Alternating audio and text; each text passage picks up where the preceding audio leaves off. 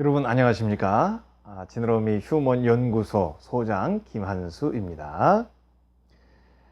우리는 어려운 일들을 당하면서 힘들어하고 또 그것으로 인해서 큰 좌절과 실망을 느끼기도 하지만 결국은 그것에서 일어나려고 노력을 하고 또 결국 회복하는 그런 강한 존재들입니다. 근데 오늘은 그런 우리의 그 어려움을 견뎌낸 여정과 함께 조금 생각해 봐야 될 주제, 비극이라는 주제를 한번 얘기해 보려고 해요. 제목은 비극은 사실 더 나를 더 발전시킨다, 이런 얘기인데,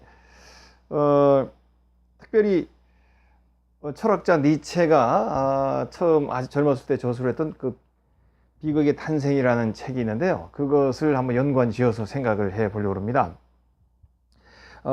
우리가 어려움을 겪을 때요, 정말 힘든 일을 겪을 때 어떤 생각이 듭니까?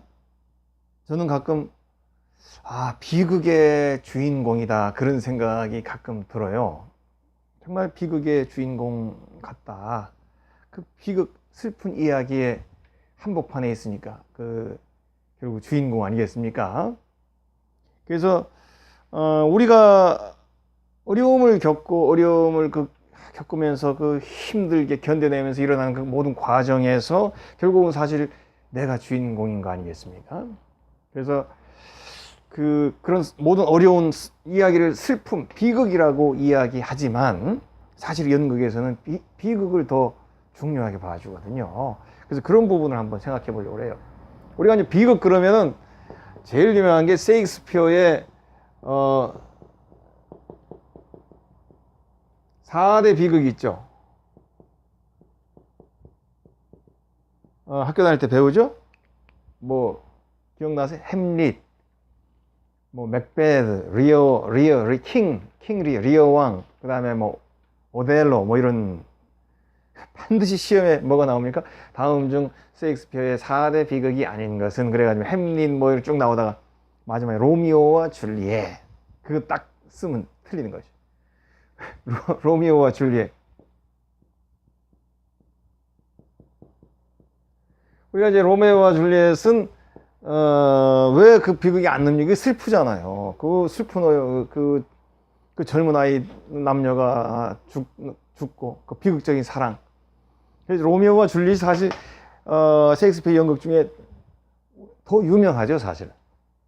그래서 이제 왜 그 로미오와 줄리엣은 비극이 안 들어갑니까? 이렇게 이제 저를 비롯해서 다 옛날에 한번 질문을 했죠. 그랬더니 이제 뭐 보통 얘기하는 게 두 개입니다.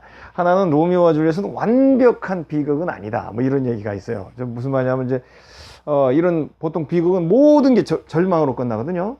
근데 로미오와 줄리엣은 이제 로미오와 줄리엣이 죽고 그 두 가문이 서로 화해해서 잘 지냈다, 뭐 이런 해피엔딩으로 끝나기 때문에 비극이 아니다, 뭐 이렇게 얘기하는 사람들도 있고요.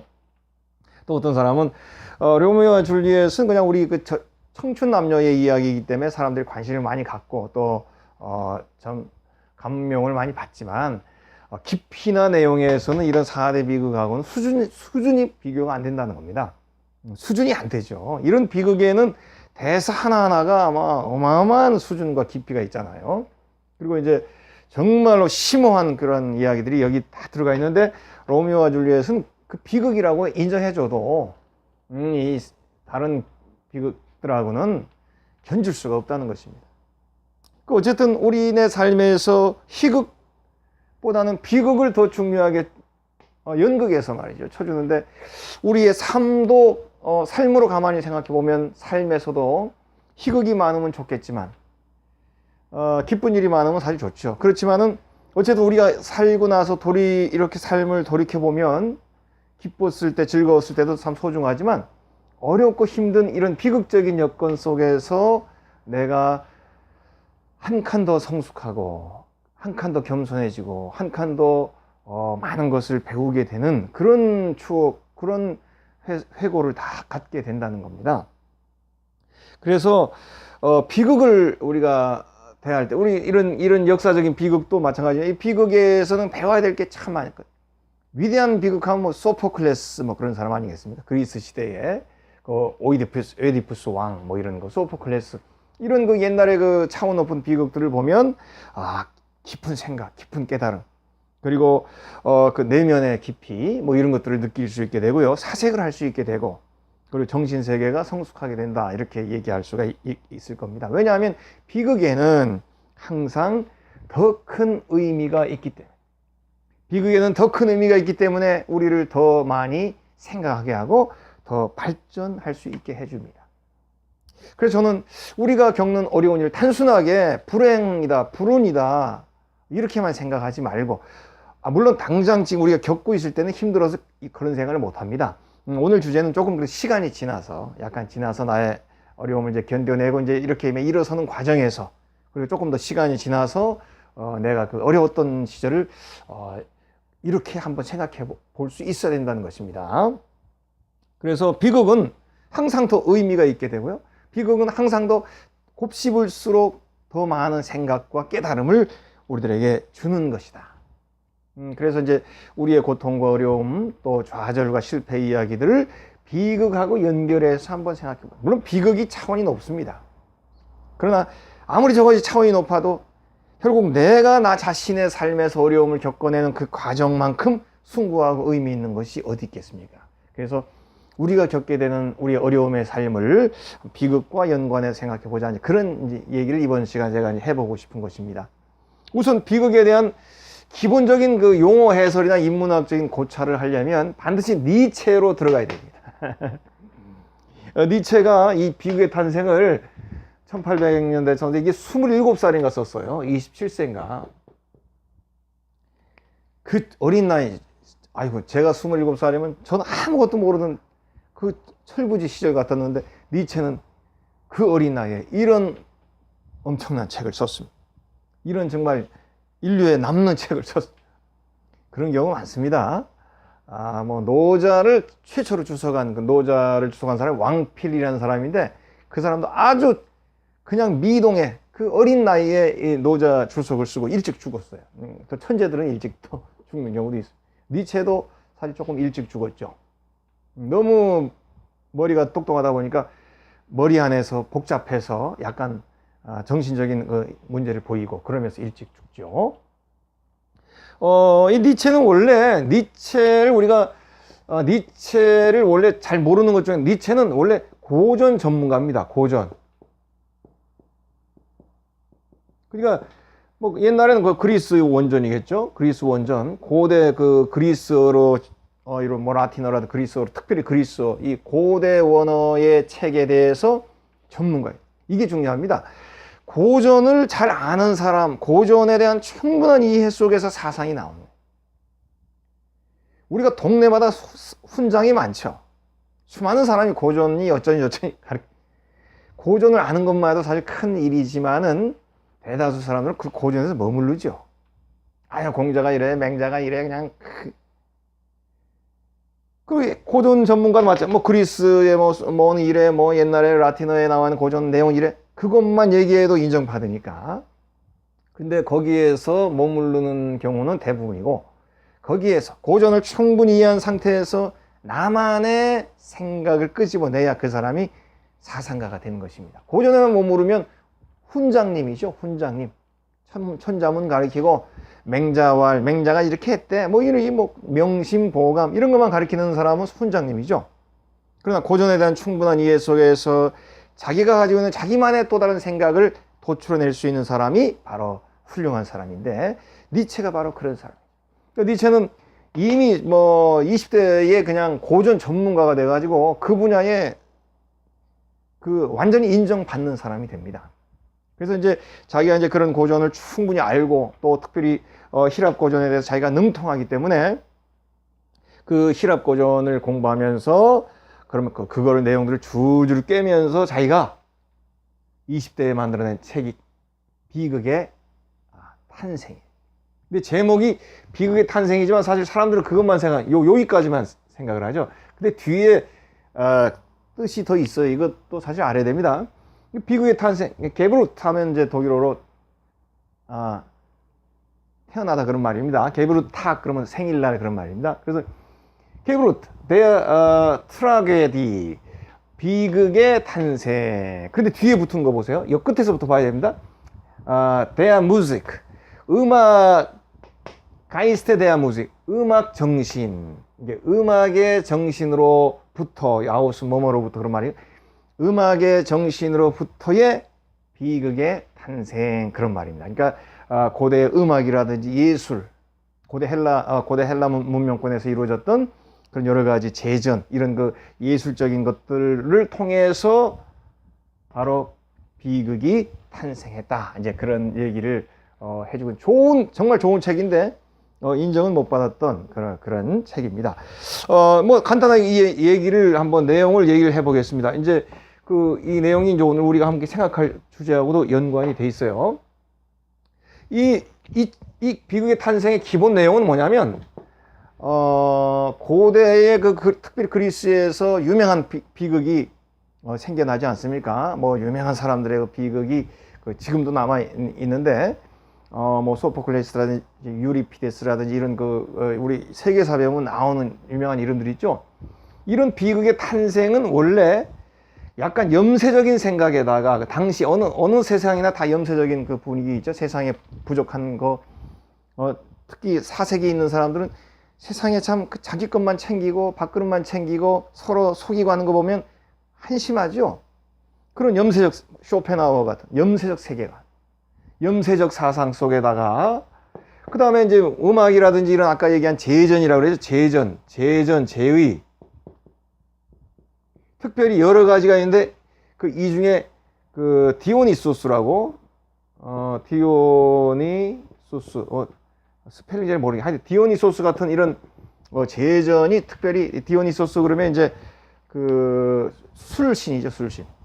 그러니까 이제 술의 축제니까 조금 막 편안하게 막 그냥 절제하지 않고 통제하지 않고 그냥 이렇게 막 자유롭게 축제가 벌어지겠죠. 이런 자유로운, 자유분방한 그런 얼매이지 않는 정신, 이런 데서 예술이 같이 포함이, 특별히 음악 이런 것들이 포함이 돼가지고, 여기에 아폴론적인 아폴론이라는 거는 아폴로 신이 있잖아요. 아폴로 신. 디오니소스도 남자신이고 아폴로도 남자신입니다. 아폴로는 태양신 그런 거잖아요. 그러니까 아폴론 신적인 요소가 포함이 돼서 이런 비극이 만들어졌다, 그런 얘기입니다. 그런데 조금 더 생각해야 될 것은 디오니소스적 요소와 아폴론적인 요소는 상당히 중요합니다. 디오니소스적 요소는 우리 아폴론적인 요소부터 생각하자면 이건 바로 지성입니다. 이성이죠. 그러니까 절제, 통제, 이런 지혜롭고, 이걸 에토스라고도 얘기할 수 있습니다. 에토스. 이성적이고 반듯하고, 막 함부로 이렇게 남들이 해도 이렇게 억제할 줄도 알고, 이러면서 이제 지적으로 사람을 통제하는 이성적인 그런 부분을 이제 아폴론적 부분이라고 해요. 그러니까 디오니소스적 부분이라는 것은 이거 아폴론적인 건 남성적, 지성적이고 남성적인 걸 상징합니다. 디오니소스 신 자체는 남성입니다. 포도주 이런 술의 상징이잖아요. 근데 그러나 디오니소스는 기본적으로 여성적 모습, 감수성이 있는 모습, 감성적 모습.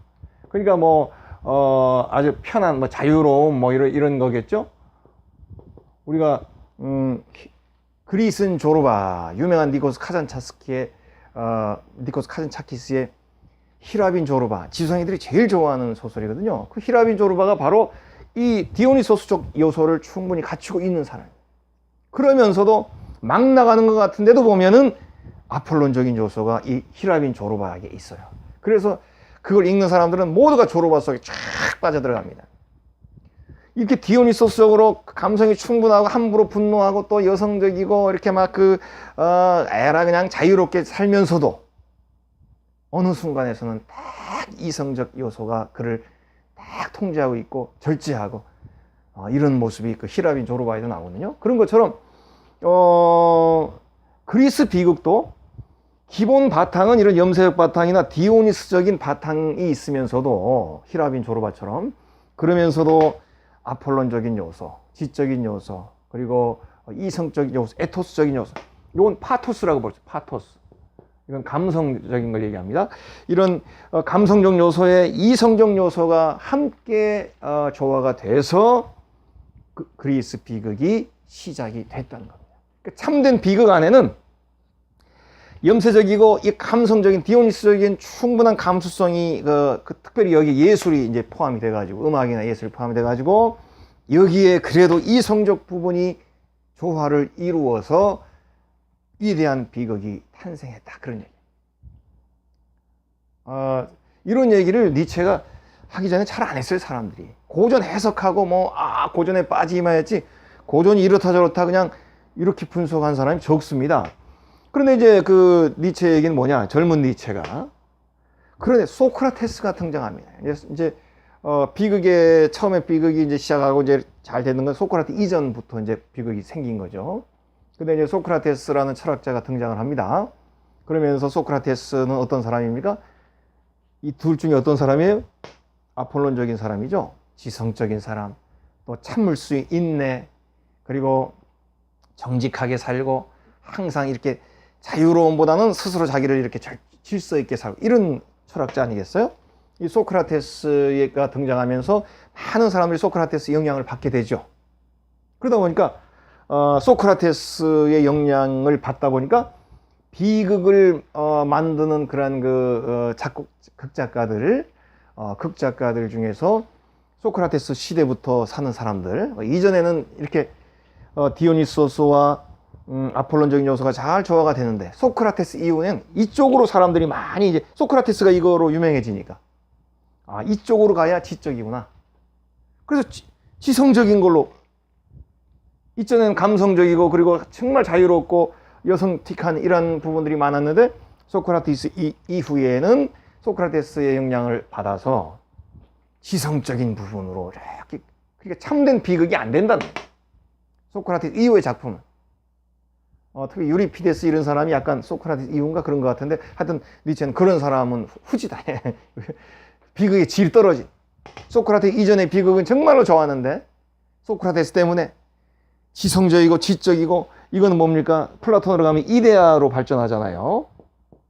아주 이성적이고 이런 메타피직, 그러니까 우리가 육신적인 것이 아니라 정신적이고 이런 쪽으로 치우치게 되면서 참된 비극이 거리를 두게 됐다. 참된 비극과 멀어지게 됐다. 이런 것이 이제 니체의 책의 내용입니다. 그래서 이제 이 니체 내용이 젊어서 어떻게 이런 내용을 썼겠습니까? 그래서 사람들이 좋아하지 않았어요. 왜냐하면 이제 이게 이런 얘기를 해주는 사람이, 그 당시에는 역시 위대한 작품은 처음에 인정을 받지 못하죠.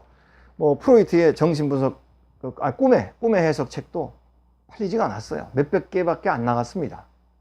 그리고 니체도 평생 니체 책이 다 대부분 자비 출판이에요. 남들이 인정해주지 않으니까. 근데 그런 책일수록 지나가 보면 위대한 책이만. 허먼 멜빌의 우리 모비딕, 그런 책 아시죠? 팔리지가 않았어요. 그런데 왜냐하면 그 얕은 사람들이 사는 만화책이라든지 가벼운 연애 이야기라든지 가벼운 재미있는 얘기는 얼마나 많이 사겠습니까? 그러나 깊이 있는 거는 그걸 알아볼 수 있는 사람이 적기 때문에 그렇게 잘 팔리지가 않는 것입니다. 그러나 후대가 그걸 소중하게 보는 것이죠. 그래서 이제 니체의 이 책도 크게 인정을 받지만 오히려 또 욕을 먹는, 혹평을 받는 그런 책이었지만, 이후의 사람들에게 아주 좋은, 정말 중요한 얘기를 포스트 모던의 시대를 열 수 있는 그러한 좋은 사상적 바탕이 된 것이 이제 니체의 이 책이죠. 그래서 저는 이제 이런 거 니체가 강조했던 이런 디오니소스적인 부분과 아폴론적인 부분, 이것이 두 개가 살아 있어야 참된 비극이라. 그런 얘기를 제가 이렇게 이제 들으면서 저도 좀 생각이 좀 들어요. 어떤 생각이냐면, 우리가 어려움을 겪고 우리가 그 큰 넘어짐과 좌절을 겪지 않습니까? 그때에 어느 누가 감성으로만 그 어려움을 대하겠습니까? 내 일인데. 그렇겠죠? 우리가 슬플 때 힘들 때는 어떻게 보면 크크크 우니까 아유 감정만 슬픈 것 같지만 실제로 내 개인이 내 어려움 힘든 일을 당하면서 울고 또 넘어지고 일어서는 모든 과정은 이성과 감성이 함께 조화되면서 이성과 감성이 함께 최선을 다하면서 우리 어려움을 이겨내는 것입니다. 그런데 슬픈데 이성이 없어. 이제 그런 얘기도 있죠. 슬픈데 이성이 없어요. 슬픈데 너무 힘든데 고통 이런 게 있는데 이성이 없어. 그냥 슬프다고 아파요 슬퍼요 흑흑. 이건 뭡니까? 신파. 저는 이걸 신파라고 봅니다. 신파는 이성이 없어도 됩니다. 물론 신파를 격하는 말이 아니라 그냥 그런 식으로 얘기하는 것입니다. 신파는 슬프고 우리의 따뜻한 눈물을 흘리는 게 목적입니다. 그래서 눈물을 흘릴 수 있도록 연출을 하고 배우들이 슬픈 그 모습들을 하지 않습니까? 신파에는 이성적인 부분이 없어도 됩니다. 아폴론적인 부분이 없어도 됩니다. 슬픔기만 하면 돼요. 그러나 그 슬픔이 나의 슬픔이라고 볼 때에는 결코 감성만 가지고 내가 내 슬픔을 이겨낼 수가 없죠. 감성만 가지고 내 슬픔을 처음부터 끝까지 잘 이거를 견뎌내고 새로 회복하는 그 과정을 제대로 이뤄낼 수가 없습니다. 이성과 감성이 함께 수고하고 함께 최선의 일을 해야 우리의 어려움들을 견뎌낼 수 있게 되는 것이죠. 마치 그리스의 비극이 이성과 감성이 함께 조화해. 물론 비극은 기본적으로 슬픔이죠. 디오니소스적인 그 부분이 많죠. 그럼에도 불구하고 여기에 지적인 부분이 아폴론적인 부분이 포함이 돼서 그래서 참된 비극을 만들어낸 것처럼 우리의 삶도 이성과 감성이 함께 조화되면서 일상에 살면서 그렇지만 우리가 어려움과 고통을 겪을 때 우리만의 비극을 겪을 때 내가 비극의 주인공이 될 때 이성적으로 비극의 주인공이 되고 감성적으로 비극의 주인공이 되고 함께 이것이 조화를 이루어야 된다는 것을 저는 얘기해 보고 싶습니다. 우리의 삶 전체가 비극을 겪게 되는 것입니다.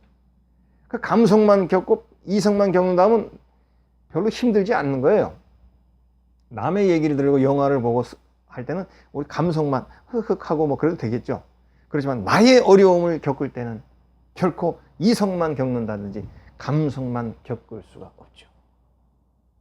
그래서 이런 사람들 있잖아요. 아주 뭐 내가 그 지도자고 뭐 꿋꿋한 사람이야. 그 나의 가장 사랑하는 사람이 죽었어. 사람들 앞에서는 꼿꼿하게 절제된 모습을 보입니다. 그건 뭡니까? 아폴론적인 에토스적인 부분이 강한 거죠. 동요하는 모습 보이죠. 그러다가 혼자 골방에 들어가서 울지 않습니까? 그때 바로 이 파토스, 디오니소스적인 부분이 발현되게 되는 거죠. 그래서 함께 조화를 이루어야 그것이 비극이요.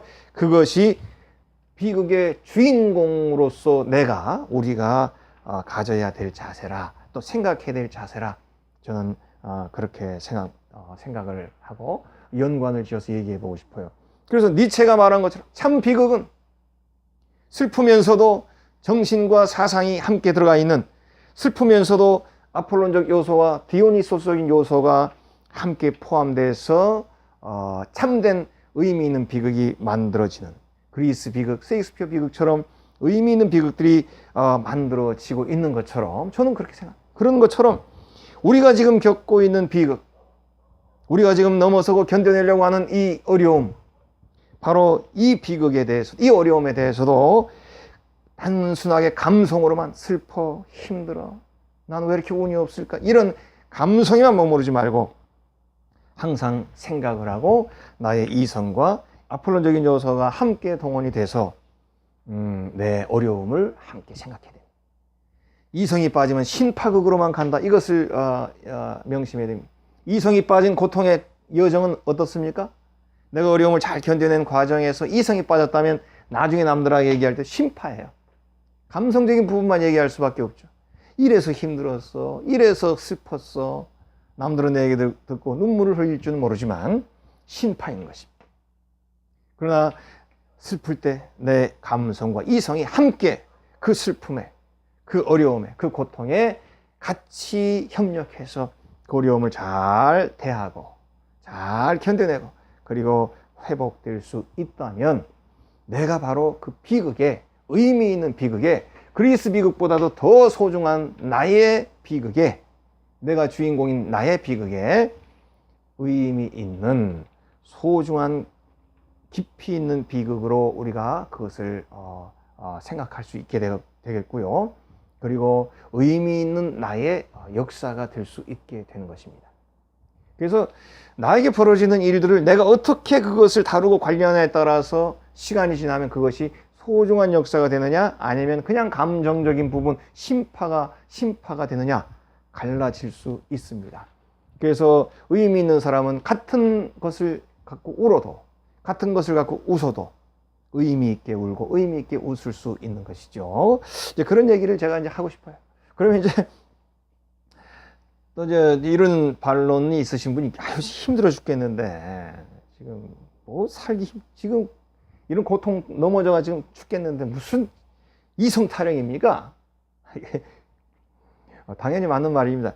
그렇지만은 조금 이제 너무 힘들 때는 이런 생각은 이제 하라는 얘기가 아니고 조금 시간이 지나면서 좀 내가 회복으로 향해 가면서 그리고 기왕에 우리가 지금 겪어내는 일이잖아. 이미 일어난 일이고 이미 이제 이것이 진행되고 있는 일인데 기왕에 내가 거쳐야 되는 일이고 지금 기왕에 겪는 일인 것입니다. 이것을 내가 좀 더 가치 있게, 좀 더 의미 있게, 내가 나만의 비극의 주인공이라는 생각 속에서 의미 있게 깊이 있게 그것을 견뎌내면서 다시 일어서게 된다면 그것은 이성이 함께 조화를 이루고 있는 비극이라는 아폴론적인 요소가 함께 조화를 이루고 있는 의미 있는 비극이고 내가 본의 아니게 제작한 잘 만들어진 well made 잘 만들어진 한 편의 뭐 트레지디라고 하나? 이 비극이죠. 잘 만들어진 한 편의 비극이 완성되는 것이라 그렇게 볼 수도 있지 않을까 그런 얘기를 해보고 싶습니다. 그래서 비극이라는 것은 보는 사람에게 깨달음을 주는 차원이 높은 연극입니다. 우리가 이제 영화는 이렇게 재밌는 게 웃기는 게 재밌지만 연극을 가보세요. 연극 가면 확실히 비극이 상연이 돼야 그 비극이 공연이 돼야 확실히 그 연극장 그 장소가 분위기가 살아납니다. 그래서 비극만큼 연극의 본질을 잘 보여주는 게 없어요. 저는 이제 그래서 오늘 이제 이런 얘기를 제가 이제 하는 겁니다. 우리가 지금 당하고 있는 어려움, 또 여러분들이 맞이하는 그 고통, 또 여러분들이 이전에 겪어냈던 그 힘든 일들, 그 힘든 좌절과 힘들었던 실패의 이야기들이 있지 않습니까? 이것을 단순하게 슬퍼하기만 하고 눈물만 흘리고 신세만 한탄하고 운이 나빴다라고 생각하는 심파로 만들지 말고 내가 이것을 이성적으로도 함께 생각하고 또 사색을 하면서 잘 견뎌내서 또 우리가 이 강좌에서 여러 가지 주제들을 좀 다루지 않았습니까? 이런 것들을 함께 생각하면서 잘 견뎌낼 때에 그리고 일어서고 회복할 수 있다면 바로 우리가 겪어냈던 그 쓰라린 어려운 힘든 고통의 기억들이 의미 있는 비극으로 남을 수도 있다는 것입니다. 의미 있는 비극은 뭡니까? 이성과 감성이 함께 동원되었던 그래서 잘 이겨내었던 차원 높은 이야기. 그리고 의미 있는 비극은 뭡니까? 먼 훗날 내가 돌아봐도 참 그때 내가 힘들었지만 그 힘든 일이 나에게 다가온 건 참 불운한 일이었지만 그래도 내가 그때 이렇게 잘 견뎌냈구나. 이런 식으로 견뎌냈구나. 의미 있게 생각할 수 있게 되는 것입니다. 그리고 다른 사람들도 나의 그 어려웠던 이전 이야기를 함께 나눌 때에도 그 사람들에게도 생각할 수 있는 또 깨달음을 줄 수 있는 또 그 사람들도 그 의미를 찾을 수 있는 그런 의미 있는 비극이 될 수도 있다는 얘기를 해보고 싶은 것입니다. 그래서 우리가 견뎌내게 된 이 고통의 이야기, 고통의 기억들, 고통의 이렇게 여정들 이것이 소중하고 의미 있는 비극이 될 수 있다. 그래서 이것이 의미 있는 비극이 되면 나를 더 발전시켜주는 중요한 요소도 될 수 있고 먼 훗날 내가 돌아보아도 또 다른 사람들이 생각해봐도 정말 내가 그때 그래도 어렵지만 잘 이렇게 과정을 견뎌왔구나라고 생각할 수 있는 소중하고 의미 있는 나만의, 내가 주연했던 나만의 비극에 그 좋은 그 잘 제작된 비극으로 우리가 이것을 저장할 수도 있게 되는 것이고, 또 이것이 소중하게 돼서 늘 나에게 뿌듯한 잘 만들어진 비극으로 남을 수도 있게 된다. 그런 얘기를 제가 이제 해보고 싶습니다. 사실은 말은 가능하지만, 말로는 이렇게 제가 했지만 실제로는 미지수죠. 그리고 현재 이걸 겪어내고 있을 때 얼마나 우리가 어렵고 힘듭니까? 그렇지만은 꼭 그렇게 못한다 하더라도요, 그런 생각을 해보자는 것입니다. 꼭 그렇게 못하면 안 돼, 뭐 이런 얘기가 결코 아니죠. 그렇게라도 한번 각도를 바꿔서 생각해 보자는 것이죠. 왜냐하면 어려움은 어느 누구에게나 결국은 똑같이 다가오거든요. 지금 내가 힘들 뿐인 것입니다. 똑같이 다가오는 어려움이 지금 현재 나에게 왔을 뿐인 것입니다. 그래서 그것을 내가 잘 견뎌내면, 의미 있게 견뎌내면, 그리고 힘들고 어렵다는 감성과 심파에만 휩싸이지 않고, 그래도 이때 내가 정신 차려야 된다, 어떻게 일어서야 될까, 어떻게 견뎌내야 될까, 앞으로 나의 삶을 어떻게 꾸려나갈까, 이렇게 이성적인 생각을 곁들여서 아폴론적인 생각을 함께 곁들이면서 우리의 어려움들을 이겨내게 된다면, 그것은 정말로 잘 만들어진 비극이 돼서 나에게도 의미 있고, 또 내가 돌아봐도 그래도 소중한 나의 삶의 또 다른 한 가지의 기억으로 만들 수 있지 않을까, 그런 생각을 제가 해봐서 이런 얘기를 해봤습니다. 우리가 맞이하고 있는 것은, 우리가 견뎌내고 있는 것은 비극입니다. 그래서 이 비극을 그리스 니체가 비판했던 그리스 초기에 잘 만들어진 비극처럼 이성과 감성이 함께 조화를 이루었던 그때의 그 비극의 모습처럼 우리도 우리의 삶을 겪을 때 항상 감성에만 치중하려고 보지 말고, 어느 정도 좀 나의 여유를 찾았을 때는 이성과 감성이 함께 조화를 이루면서 나의 어려움을 견뎌내는 그 과정을 잘 하는, 그것이 나를 더 발전시켜주고 의미 있는 기억으로 남을 수 있지 않겠는가, 그런 얘기를 여러분들에게 이번 시간에 전달해 보고 싶습니다. 오늘 강의는 여기서 마치도록 하겠습니다.